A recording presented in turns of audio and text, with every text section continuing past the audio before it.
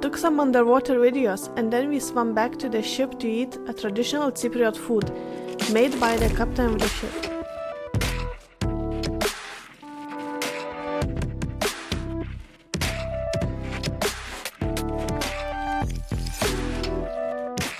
It was very windy and it made our trip shorter, and after we ate, we started heading back to the harbor.